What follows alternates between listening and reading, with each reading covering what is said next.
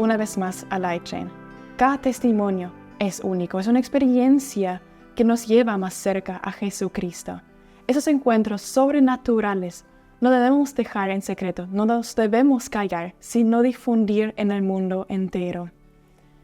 Eso es nuestra obligación como cristianos. Debemos testificar las obras y los milagros de Dios que hace acá en la tierra, en medio de nosotros.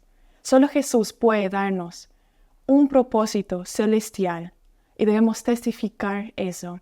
Muchas gracias, pastor, que vos podéis hablar hoy sobre tu gran testimonio. Muy buenos días. Un placer para mí estar por aquí y poder compartir lo que hemos aprendido en el tiempo. Muchísimas gracias, Sofía. Y bueno, estamos aquí listos para cualquier pregunta que pueda surgir. Pero no en tanto, quiero presentarme. Soy Justino Leaño, natural de Bolivia. Nací en 1963. Y bueno, ahora ya tenemos 60 años. Y bueno, a los 20 años más o menos aceptamos a Jesús. Y tenemos 40 años de caminar con Cristo. Así que muy buenos días a todos y principalmente quiero saludar a los jóvenes y me gustaría inspirarles a ellos esta mañana. Amén, así Sí. será. Para que los oyentes le conozcan un poco mejor, ¿qué nos puede decir brevemente cómo fue su vida antes y después de conocer a Jesucristo? Antes de Cristo era de una familia humilde, muy humilde, allá por el altiplano de Bolivia, específicamente Potosí. Es una tierra muy árida y bueno, la gente vive por la gracia de Dios. En medio de eso crecí, digamos, sin mamá, sin papá, con abuelos. Y cuando abuela falleció a los 11 años que tenía, entonces comencé a andar buscando la vida, salir de casa, tanto así que yo solo me sustentaba en el colegio, la escuela, etcétera. A los 17 años fui al cuartel, regresé a los 18 años, terminamos todo. Y a los 19 años, 20 años, tratamos de ingresar a la universidad y tampoco fue posible porque no habían medios que podría sustentar. Y en todo eso, la vida no es tan fácil. Hay que trabajar, estudiar, amigos. Pero bueno,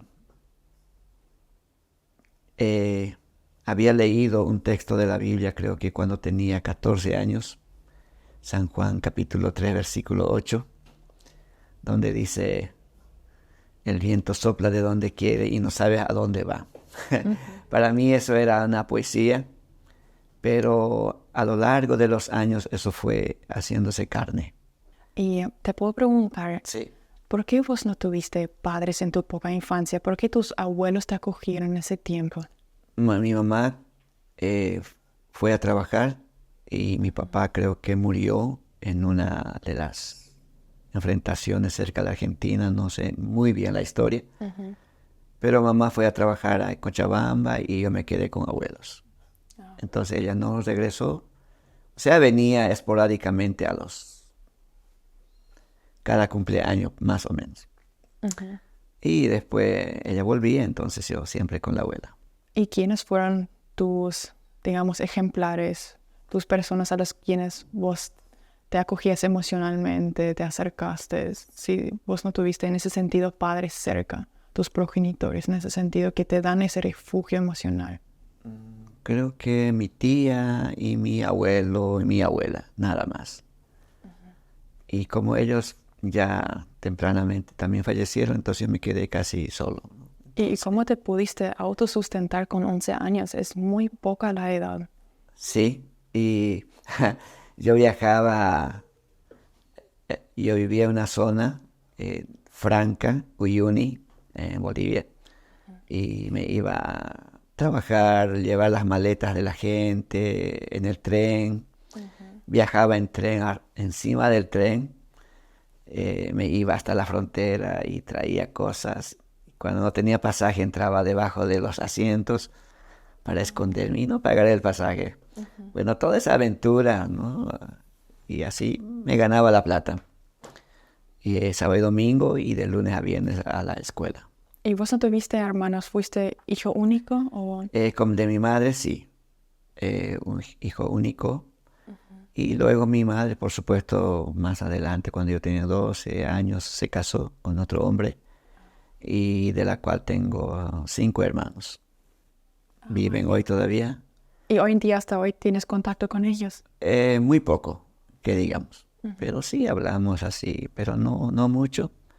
Estamos distanciados. Unos viven en España, otros en la Argentina, otros en Bolivia y otros viven en Francia. Así que estamos desparramados por todos lados. Y vos, te pregunto, ¿vos nunca sentiste la necesidad o el deseo de tener así una familia unida? Porque has dicho que con 12 años tu mamá ya se volvió a casar. ¿No volviste a su casa o por qué te autosustentaste teniendo ya quizás una familia ahí? Bueno, mi mamá vivía lejos.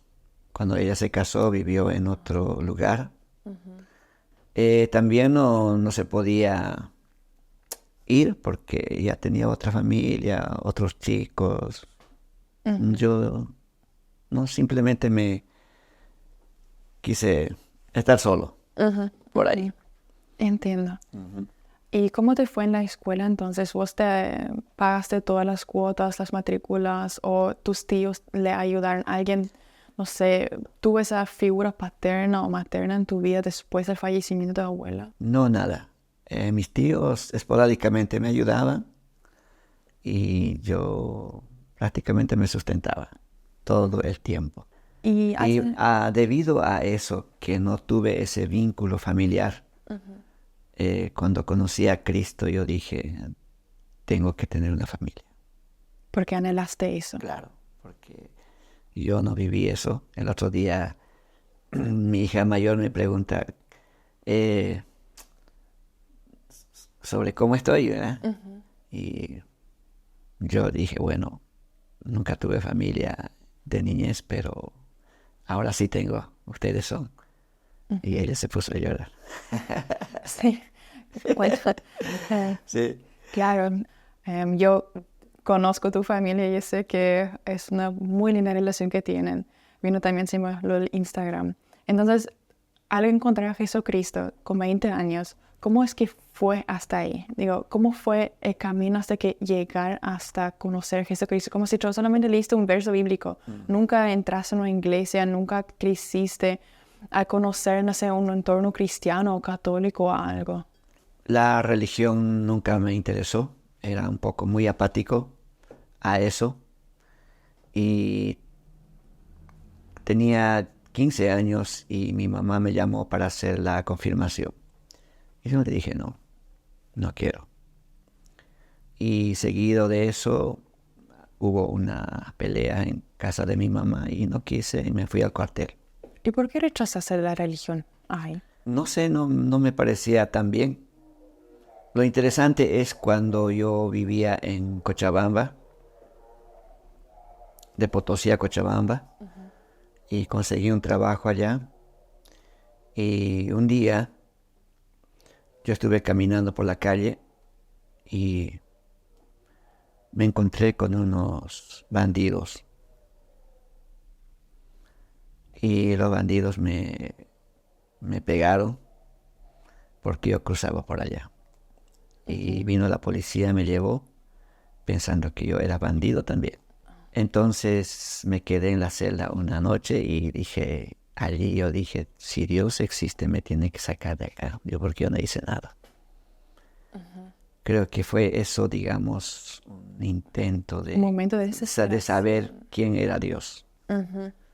Y el día siguiente tan fácilmente viene el policía y me dice, andate, no hay nada acá contigo. Ah, qué lindo, me fui. ¿Pero te acordaste de lo que habías dicho en la noche que si Dios existe me debe ayudar? Sí, ¿Te habías acordado de sí, eso? de eso. ¿Y eso cambió algo más? De eso yo creo que viví unos días más en Cochabamba, salí del trabajo y me fui a Santa Cruz.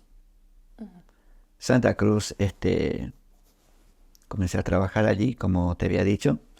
Ya más o menos estamos en el año 1988. En Santa Cruz comencé a trabajar en un restaurante, hotel, y donde yo era administrador. Trabajo duro, día y noche. Allí una noche era cerca de Pascuas. Uno siente siempre soledad en todo tiempo y yo... Claro, por todo lo que pasaste, lógicamente. Entonces allí estaba solo trabajando y una noche de repente escuché música, un ruido y me levanté y fui a ver si realmente era alguien por ahí haciendo ese ruido. Cuando yo salgo a la calle no hay nada. Y otra vez veo, tampoco hay nada. Entonces, ¿qué es esa música? ¿Verdad? Más o menos ya a las 5 de la mañana. No pude dormir y otra vez me levanto y cuando veo de la terraza allá en la calle, unas personas estaban armando encima de un camión un culto, una reunión evangelística.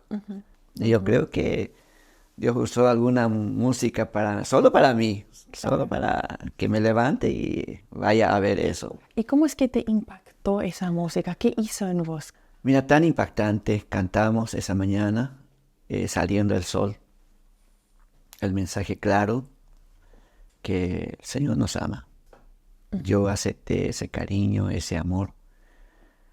Esa mañana, ese es el día que hasta el día de hoy yo no olvido.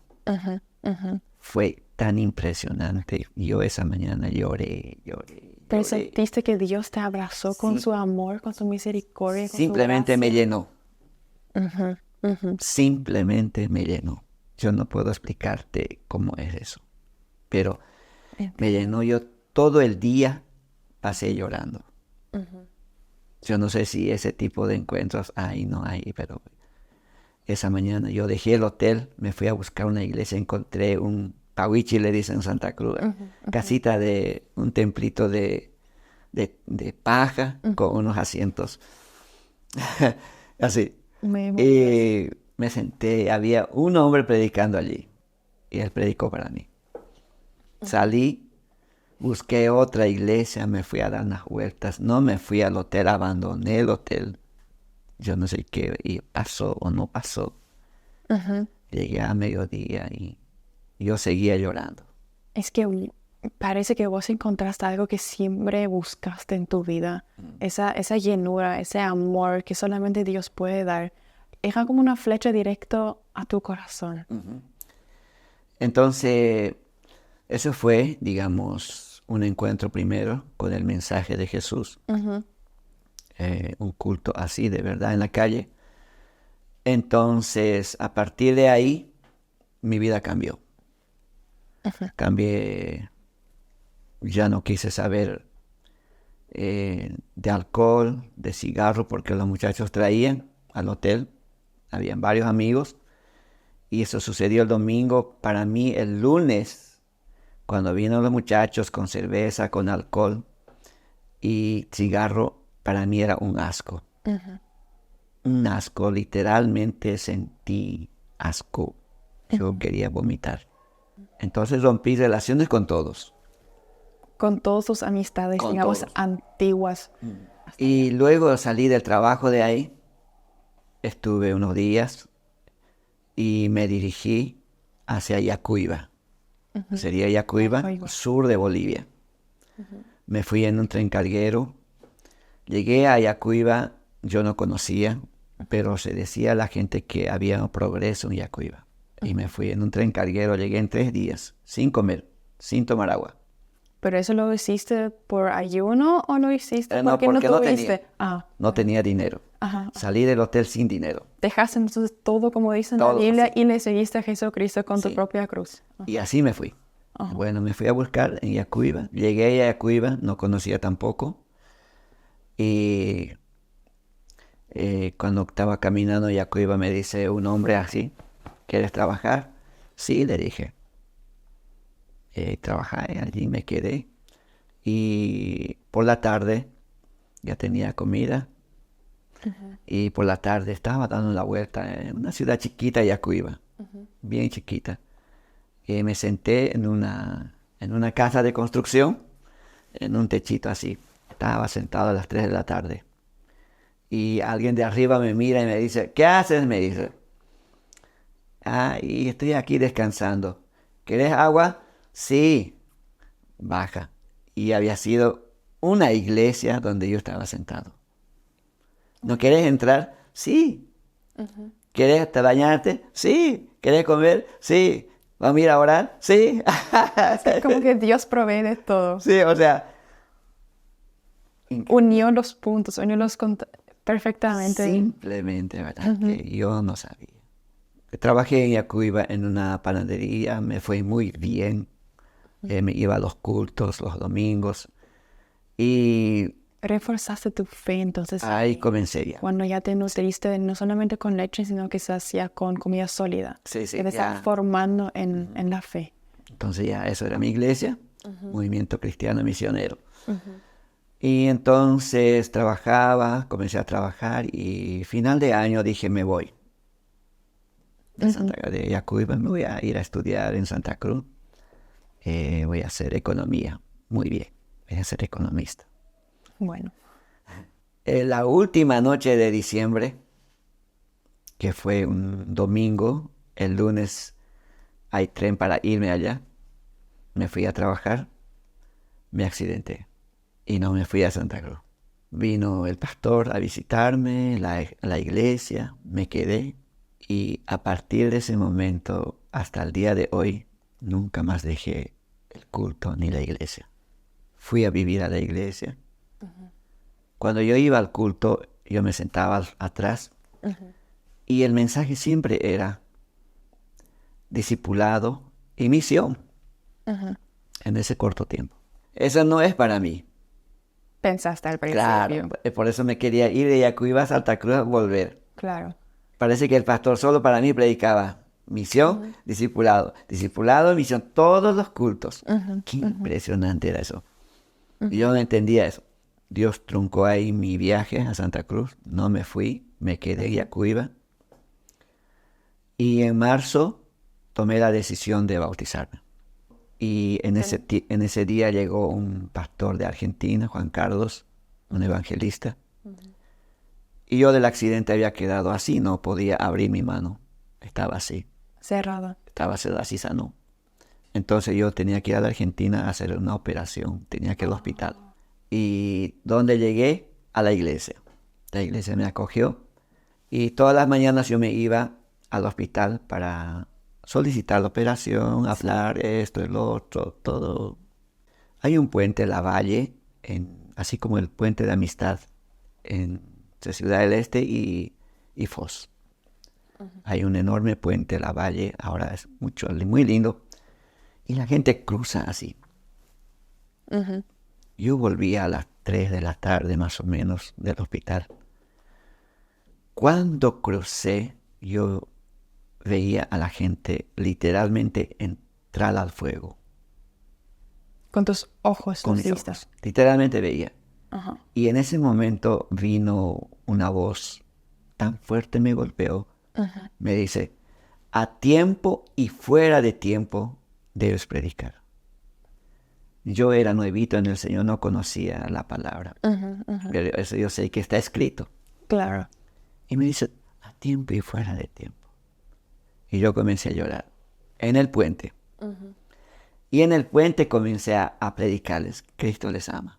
Fue entonces tu segundo encuentro sobrenatural. Al haberte bautizado, entregaste la vida a Jesucristo y de ahí Dios tomó tu vida, dicho, bueno, ahora Sí, serás mi servidor y vas a misionar, vas a predicar mi palabra. Esa fue más o menos la voz del Padre que te dirigió y te confirmó eso, lo que quizás con el tiempo habías analizado y entendido, que en verdad el discipulado sí es lo mío.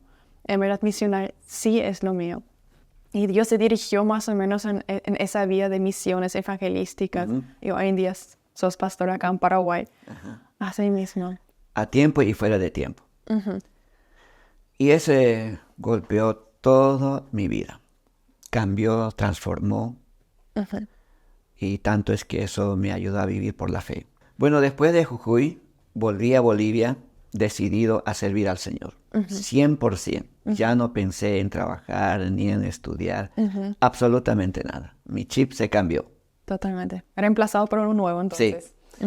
Tendría 23 años. Volví a Yacuiba, hablé con la gente, con la iglesia. Me quedé a vivir dentro de la iglesia. En agosto decidí definitivamente. Y comencé a servirle allí al Señor. En Yacuiba por 3 años. Sin salir. O sea, ya se han hecho 4 años que yo nunca más viajé a Santa Cruz. Y me quedé en Yacuiba por 3 años a servir. Durante todo ese año Dios hizo, cambió. Y después de 3 años de discipulado, tenía que tomar el rumbo. ¿Dónde predico? ¿Dónde hago la misión? ¿Dónde hago la misión? Era muy interesante en aquellos tiempos. Había muchos jóvenes que eran apasionados por la misión. Apasionados. Tanto es que todos los pueblos en Bolivia fueron llenados por jóvenes. Como en ese año luego hubo un avivamiento espiritual por toda la tierra, por todo el globo. Sí. Muchos misioneros, pastores crecieron y de fama también crecieron y contaron la palabra. Entonces, en 1993 yo salí, 94, a Santa Cruz, a Montero específicamente. Montero está a 50 kilómetros de Santa Cruz. Fue muy difícil. Dios no me abrió la puerta. Quería con los niños, con la iglesia, los barrios, nada. Pasé miserablemente 1 año, casi. Mi almuerzo era mango, mi desayuno era mango, mi cena era mango. Muy equilibrado. Muy equilibrado.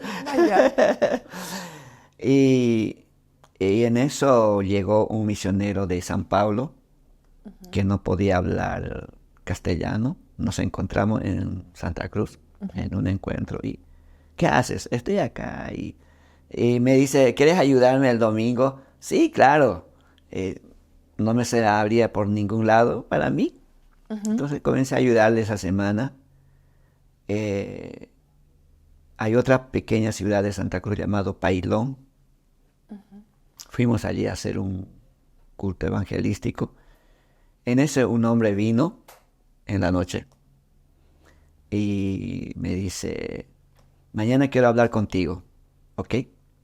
Vino el domingo en la noche y me da dinero. Yo digo, ¿qué hago con esto? Dijo, tengo que comprar pasaporte. Así, de lo nada, surgió el pasaporte. Me voy el lunes a Santa Cruz. En 2 horas me da el pasaporte la gente. Esa semana me fui a Corumbá, a un encuentro de pastores. Volví de Corumbá a Bolivia. Había una casa de recuperación, Peniel. Esa noche tuvimos vigilia. Yo fui a predicar, cantar, todo. Todos recibieron algo, menos yo. Y saliendo el sol, yo dije, me senté en una silla, dije, Dios, me arrodillé. Dije, Señor, por favor, algo haz, porque necesito que tú me hables. ¿Y qué me dice el Señor? Te llevaré al oriente, donde tendrás tu descendencia, y del occidente te llevaré. Yo dije, ¿qué es eso? Llenó mi corazón esa palabra. Me levanté. En 1 mes yo estuve en San Pablo. ¿Te llevó ahí entonces? Sí, me fui a San Pablo. Viví allí casi 2 años. Es una preparación entonces con el pasaporte y con todo lo que hiciste ahí. El pasaporte me sirvió para ir. Andé por Brasil, por todas partes, de norte a sur, cantando, predicando. Pero hablando de misión, la cultura brasilera es un poquito rebelde para alguien que no es brasilero. Tuve muchos conflictos con la cultura. Yo era boliviano, pero el brasilero es muy amable, es muy persona, ¿cómo te puede decir? Es muy pegajoso. Rápidamente te contagia. Pero a la hora de la verdad, el brasilero es muy exigente. Y también no es, digamos, una persona que cuando dice lo hace, sino muy espontáneo. Mientras nosotros los bolivianos somos personas que cuando decimos tenemos que hacer o nos morimos. Entiendo. ¿Entiendes? Sí. Entonces conmigo no funcionaba tanto brasilero en proyectos, en misiones, algo así. Claro, las organizaciones y cooperaciones serán más difíciles hacer entonces con personas en las cuales puedes confiar o no confiar en ese sitio que van a estar presentes y van a hacer también algo. Sí mismo. Entonces, por otro lado, la lengua también no era tan fluido. Necesitaba estudiar. Entonces le dije a Dios, por favor, si me puedes llevar a una nación de habla hispana. Y tomé una decisión de tomarme 3 días de búsqueda al Señor. Me fui a un arroyo, salí de la ciudad. Me quedé en el monte, en el arroyo, a dormir, orar, cantar. Dormir. A estar allá. Alejarte un poco de la sociedad como también hizo Jesús para estar más cerca de la presencia de Dios y escuchar su voz, digamos, en el silencio. Y me quedé allí 3 días, casi 4. Domingo regresé por la mañana y por la noche tuvimos una reunión, culto normal. Y yo vivía en un jardín, en ese lugar Mato Grosso, en una empresa. Tenía un espacio al fondo, yo vivía ahí. Y sábado y domingo la secretaría, toda la parte administrativa está cerrado. Claro. Solo el portero recibe llamadas, solo el portero atiende todo.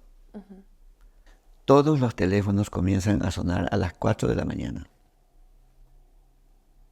Uno por uno. Abrí la puerta, contesté uno. Ahí en Brasil, hasta hoy ahí, cuando es llamada a cobrar hay una música antes de contestar. Y esto era una llamada a cobrar.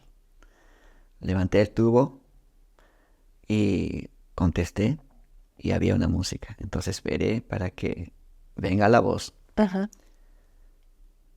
Y me dice, Paraguay, y colgó el teléfono.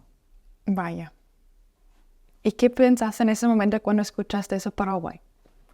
¿Eso fue una oración escuchada al Señor? ¿Vos pediste que vos deberías salir a otro país? ¿Y eso fue lo que vos querías? Yo le dije, Dios, dame un país de habla hispana. Y ahí te dijo así con la llamada cortante Paraguay y eso fue la solución, digamos, que Dios te dio ante tu medida. Y yo Paraguay hasta ese momento yo ni sabía si estaba al sur, al norte, nada. ¿Y vos aceptaste esa palabra así nada más? Simplemente, o sea... Sin cuestionar, digamos. Nada. Nosotros analizamos y pensamos, ¿está el Señor? ¿No está el Señor? Puede ser que Él lo dijo, ¿por qué ahora? ¿Por qué así, de esa manera? ¿Por qué no directamente? A veces nosotros entramos en duda, digamos, que viene también de la voz de Satanás, cuando no queremos aceptar algo. ¿Vos entonces simplemente lo aceptaste? Sí, me quedé atónito al escuchar. Bueno, entró en mi oído y generó algo... En tu corazón. En mi corazón, que yo ya no quería estar más en Brasil. Entiendo. Entonces Dios te usó para decir lo que Él quiso con tu propósito de esos 2 años y después vos has dicho, bueno, llévame a otra parte, yo quiero servirte en otro lugar. Acá no me siento a gusto por la cultura, por los obstáculos que yo me encuentro cada día. Interesante, ¿no? Y bueno, yo seguía soltero en ese tiempo. Ya más o menos estamos con 28 años, 29 años por ahí. Averigüé dónde quedaba Paraguay. encontré a un policía de la Federal que estaba caminando. Yo dije, ¿dónde queda Paraguay? Y me mira y me dice, yo soy de Paraguay. ¿En serio? Qué coincidencia. Qué coincidencia. ¿Eh? Y me contó que Ciudad del Este era la economía más grande del mundo, o la tercera o la segunda. Sí. Me habló de Paraguay. Maravilla. Le fui a decir a mi pastor, yo tengo que ir a hacer la misión en Paraguay, tengo que irme. Uh-huh. Todo te vamos a dar, tranquilo. Uh-huh. Uh-huh. Y yo ya no quería más ni saber ni oír nada de eso. Agarré mi maleta, mi Biblia, una sola maleta, con mis ropas, algunas cosas, todo dejé, muebles, todo tenía. Y así llegué a Asunción. Llego a Asunción, todos tomando mate, hablando guaraní, que yo dije, ¿qué pasa aquí? ¿No hay hispanohablante acá? No hay quien hable español. Pero una y otra cosa sí había. Increíble fue que me quedé atónito, sin moverme del asiento, toda la mañana mirando a la gente. Uh-huh. Ya dije, ¿cómo es esto? Paraguay. Es que hago ahora acá. ¿Qué son las siguientes instrucciones? Eso al menos a mí vendría en la mente. Sí. Llegó al mediodía, tenía hambre y fui a buscar, encontré una tortilla por primera vez. Uh-huh. Y yo había venido justo con 30 reales y nada más. Me siento, pero dije primero voy a leer mi Biblia. Y cuando tengo que leer la Biblia, estoy leyendo, se aparece un hombre y me dice, ¿estás llegando o te vas? Y le miro, me dice, estoy llegando. ¿Sabe dónde ir? No. Anota este teléfono. Anoto y el hombre desaparece. Hasta el día de hoy, yo no sé quién es ese hombre. Uh-huh. Si fue un ángel, un enviado de Dios, tiene que ser. Claro. Pero no sé. Desapareció nomás delante de tus ojos. Desapareció. Cuando le diste la vuelta ya no estaba No detrás. estaba más. Y le preguntas a la gente quién era, o no sé, buscaste, o querías agradecerle. Sí. Y no estaba. Nunca, hasta el día de hoy, no se sabe. Pudo haber sido un ángel. Podría haber sido. Y vengo acá, en Fernando de la Mora. Uh-huh. No me decide el hombre que me dio, pero me lleva a la casa de un pastor. Bien interesante esta es Sofía. Yo por eso creo que existen los milagros, los misterios, los poderosos obras de Dios. Uh-huh. Había un hombre en un sillón acostado. Había sido misionero que vino de Río de Janeiro, pero él era paraguayo, pero vivió años en Brasil y vino como misionero acá.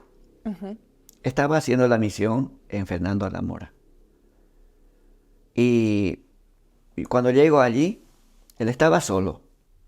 El hijo se fue, la señora se fue. Uh-huh. Entonces él estaba así. Y me dice, ¿cuándo te vas? Ni siquiera me saludó. Y yo le dije, no sé. Yo creo que el sábado, o no sé, algo así. Ah, bueno. Hay una pieza allí. Deja tus cosas. Había una camita exacto para mí. Una pieza exacto para mí. Okay. Yo dije, qué lindo, voy a dormir esta noche. Hablamos esa tarde, todo. El día siguiente fuimos al culto, compartí. Pero él no te conocía y abrió todas las puertas para que puedas estar ahí. Sí. Interesante. Qué interesante. Sí. Hablando en 4, 5, 6 días, uh-huh, me enteré que la iglesia estaba dividida. Uh-huh. Yo le dije, pastor, ¿por qué usted no va a ver su señora, a su familia? Y me dice en la iglesia, yo me quedo. Uh-huh. Así 15 días. Me aceptó, él se fue. Me dejó la casa, me dejó la iglesia. Uh-huh. Cuando él llega a Río de Janeiro, se desmaya el hombre en la terminal. Y le llevan al hospital. Descubrieron que él tenía 480 de azúcar. Muchísimo. O sea, casi desmayado. Claro. El hombre acá, ese es problema de misionero, tenía diabetes, entonces él tenía conflicto con la familia. Él cuando predicaba le retaba a la gente, ya no predicaba. No, claro, porque cuando vos tenés azúcar muy alto, vos sos más emocional, confrontativo, ya aparecen cuadros de depresión, angustia y todo eso afecta bastante a la salud y a la mentalmente afecta. Sí.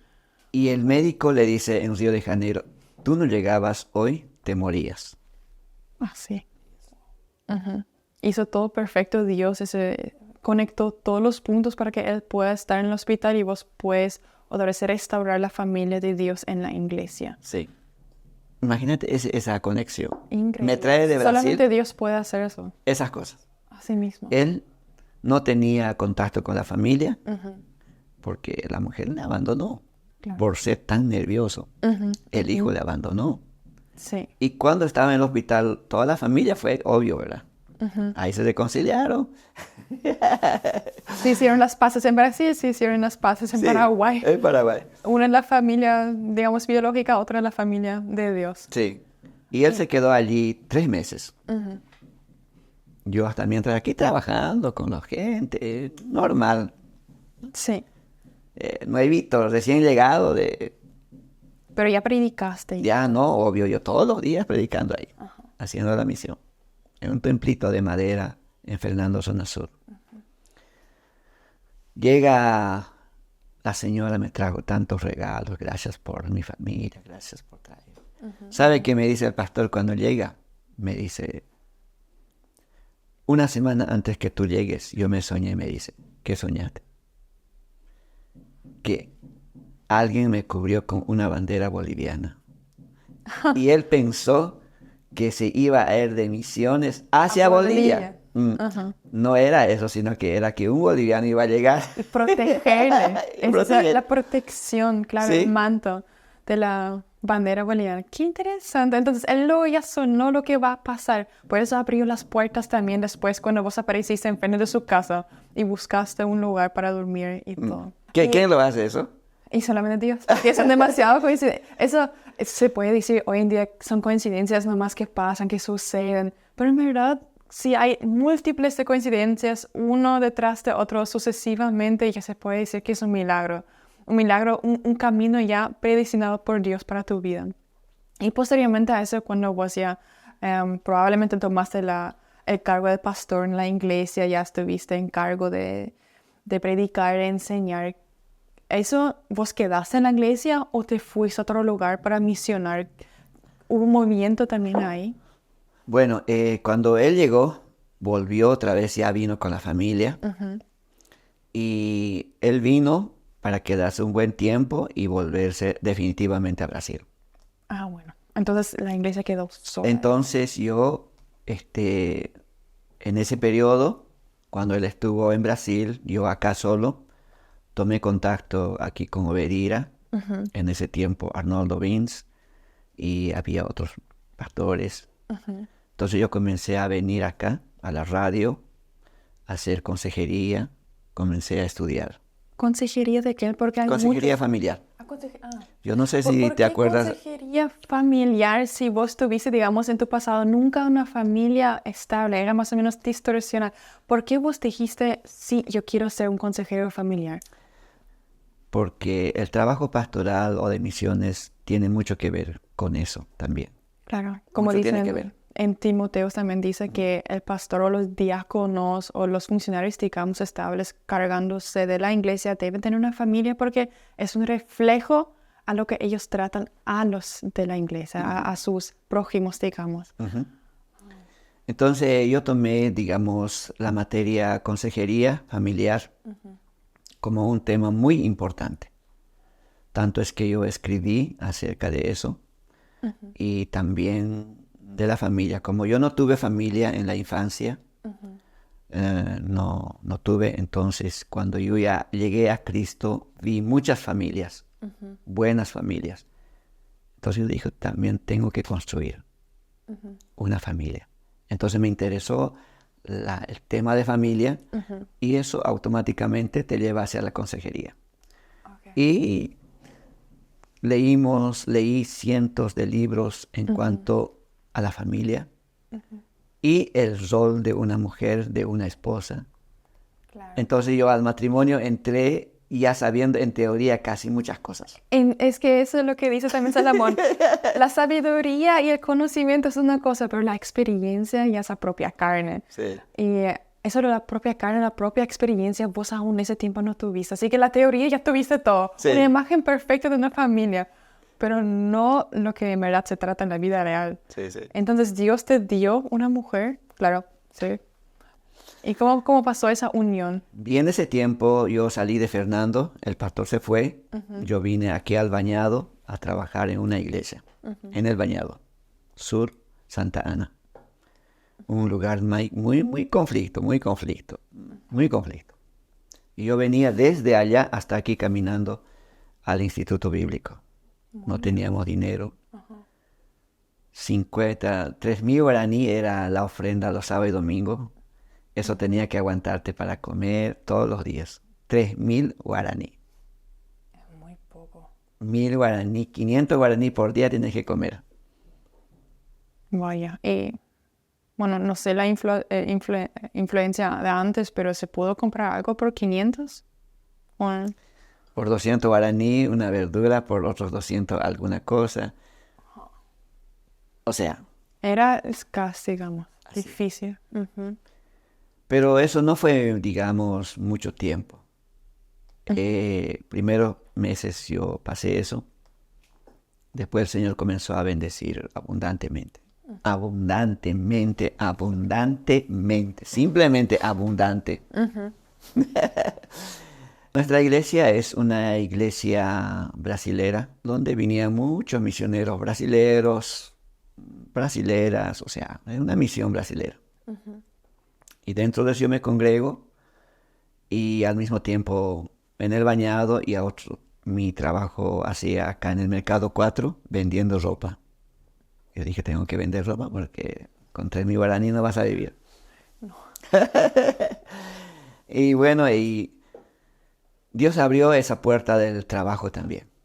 Comencé a vender ropitas de bebé, después ropa grande.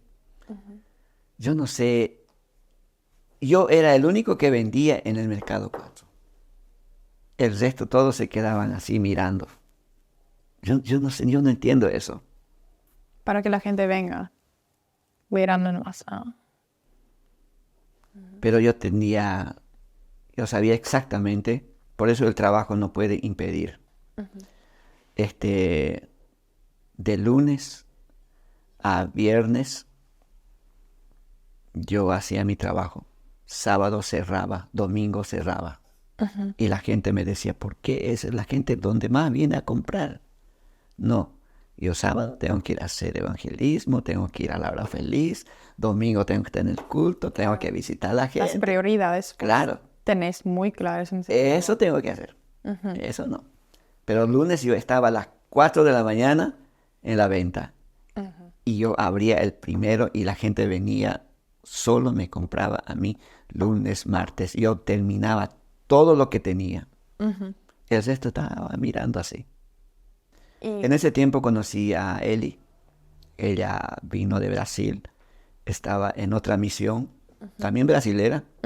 Nos conocimos y bueno, ya conversamos. Entonces ella sí cumplía con el rol de la Biblia de una mujer, entonces cuadró perfecto para ti. Sí. Y allá no solamente tuviste el conocimiento y la Biblia a tu favor, sino también tu propia experiencia con consejería familiar, como has dicho. Yo el otro día le decía en una conferencia de misiones, había mucha juventud. Y yo le decía, mira, la misión de Cristo, como está escrito en la Biblia, es más que la comida. Sí. Es una prioridad más que la comida. Eso está escrito en Juan 4:32.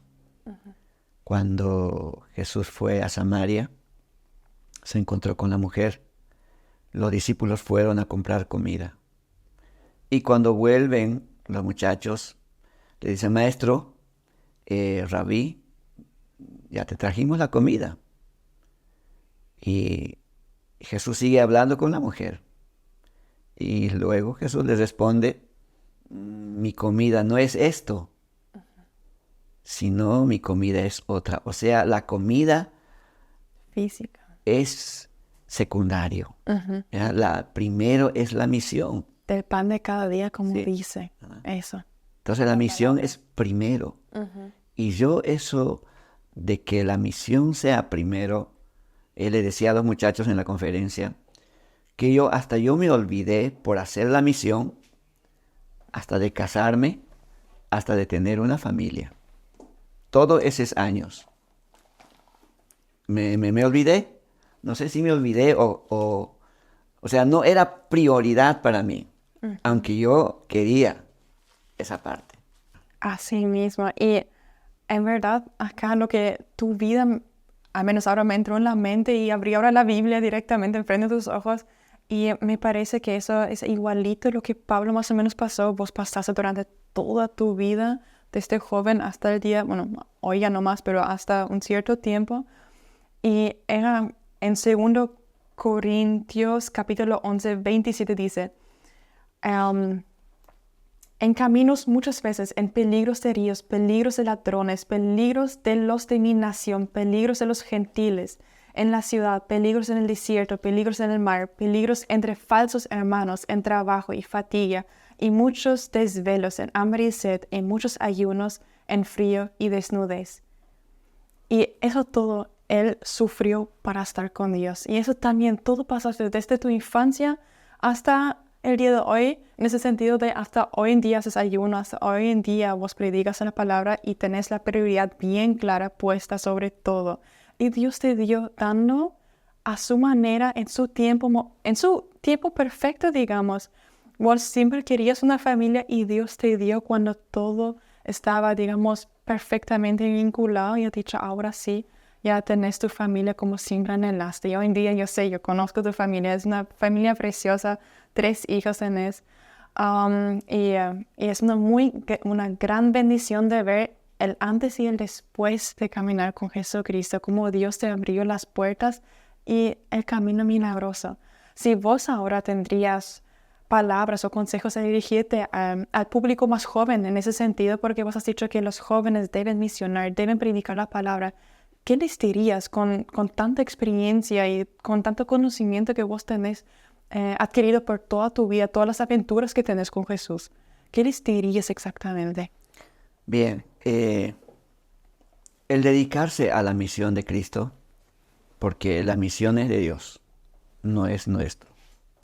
Pero al aceptar a Cristo como Señor y Salvador, más que todo como Señor, uno entiende la misión.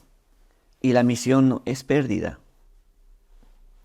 La misión es ganancia. ¿No? Aunque uno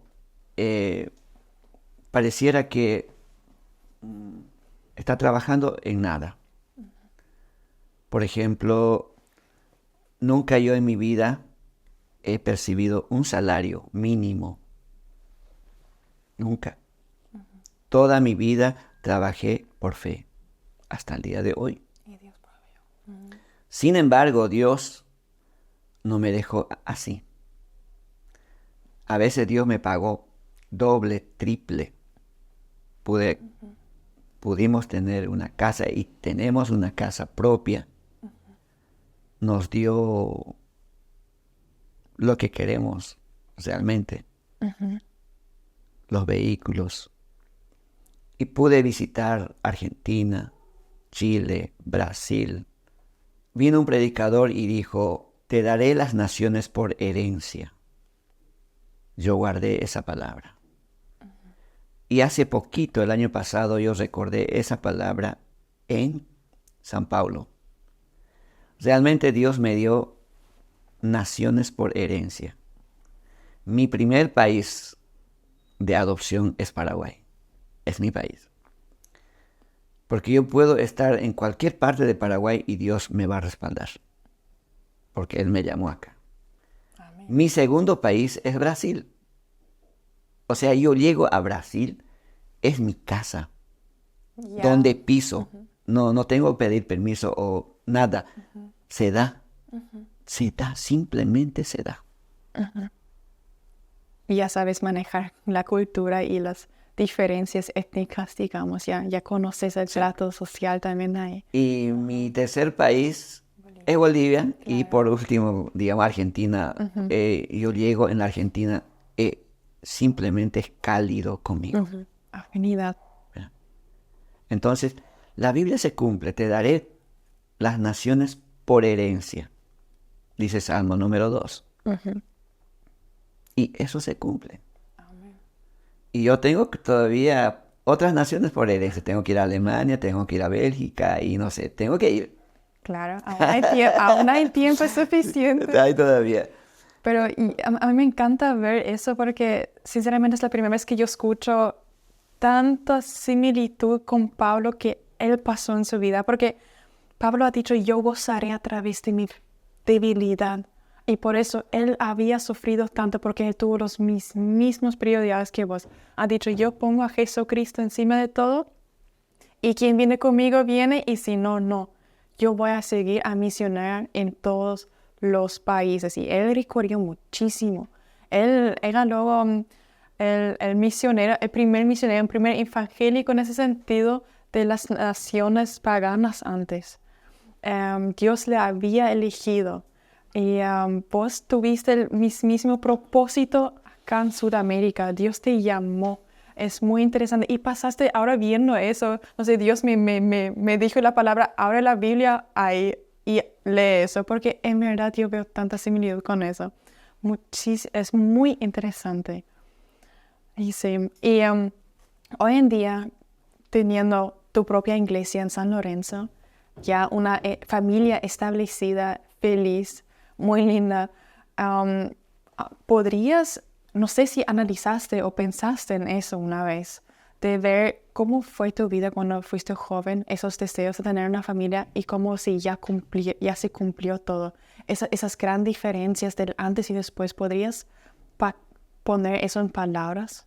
El antes es un poco sufrido, pero yo creo que cuando tú llegas a Cristo, más o menos entiendes el Evangelio, porque hay una gran diferencia en nuestro tiempo. Entender el Evangelio. Si la gente no entiende el Evangelio, no pasa nada. Pero desde que uno entiende, se construye diferente. O sea, tu cultura muda a la cultura de Dios. Claro. Y ahí está, digamos, el éxito. De hoy en adelante, como tú dices, ¿qué podría hacer o qué sería? Bueno, tengo una carga de formar líderes ahora. En el año 2014 le dije a Dios, tengo que formar más de 100 líderes. 2016, 17, 18 tuve 100 alumnos en liderazgo cristiano. Eso para mí es un sueño cumplido. Y no para ahí.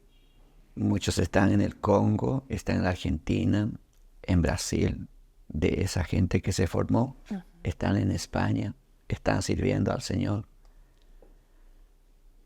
Y bueno, entonces yo diría hoy que sería de aquí en adelante pasar la visión de la misión. Eso sería mi trabajo a partir de hoy.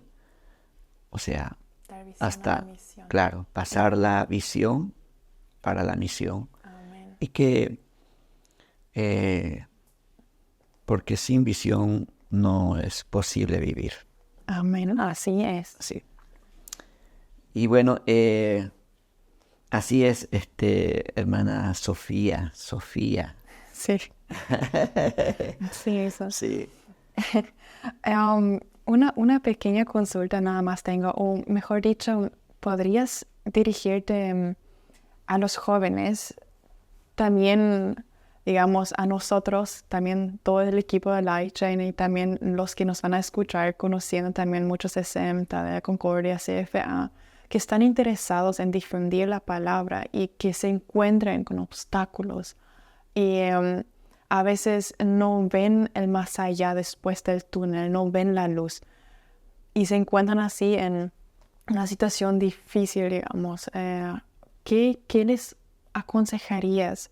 ¿Cómo sobrellevar ese obstáculo y permanecer en la fe y en continuar misionar y difundir la palabra? Bien, yo creo que la primera de todo es la fe. Nosotros como seres humanos estamos construidos a base de las obras y siempre priorizamos lo material. Pero la obra de Dios, la obra del Señor Jesús, es por fe. Si entiendes realmente qué es la fe, no hay medida, no hay límites. Te lanzas. Sencillo. Habrán obstáculos como lo hubo para mí. Muchas veces yo tuve que dormir en la plaza. Muchas veces tuve que pasar hambre.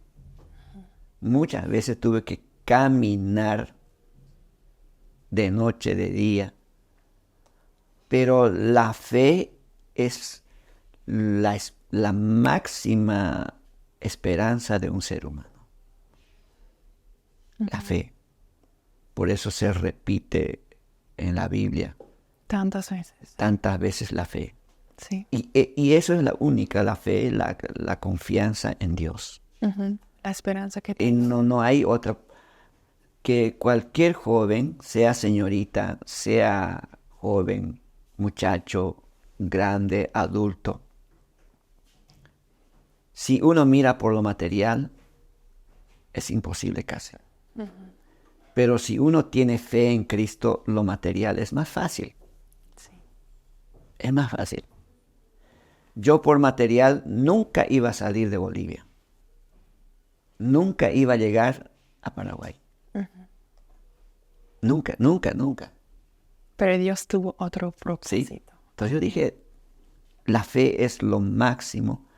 Ahora el equipo puede tener, no sé, una mega grabadora, pero por fe, siempre por fe. Claro, por eso se creyó también. ¿Sí? Ese programa. Por Siempre fe, por fe. 100% por fe y esperanza de Dios. Y te podría pedir que oraras para la gente que justo se encuentra en una situación similar que vos estuviste en la soledad, por ejemplo, o que se encuentra con obstáculos también en la parte de sus misiones. ¿Podrías orar? ¿Sí? Bien, entonces, vamos a orar. Señor, buen Dios, en esta mañana, para todas aquellas personas que son desafiadas a la misión, son desafiados, Señor, para cumplir esta gran misión que tenemos. Te ruego que, así como tú desafiaste, Señor, a Pedro cuando estuvo en el mar, hombres de poca fe. Y te ruego, Señor, que cada uno de los que aspiran a hacer las misiones puedan nutrirse, Señor, de tu palabra, por ende, crecer en la fe. Gracias, Señor. Y también, no siempre hemos tenido una familia, pero en ti hemos encontrado una gran familia también. Gracias, Señor, por esta mañana, por compartir este momento. Gracias, Jesús. Amén. Amén. Muchas gracias, Pastor Justino, por haber contado tu gran testimonio y dar esperanza a la gente que se encuentra en la misma situación, que se encuentra en soledad quizás, que se encuentra con obstáculos o que se ve limitado en ejercer su fe. Muchísimas gracias por dar esa esperanza y la palabra de fe, esa visión en misión. Muchas gracias. Gracias a ustedes. Muchísimas gracias.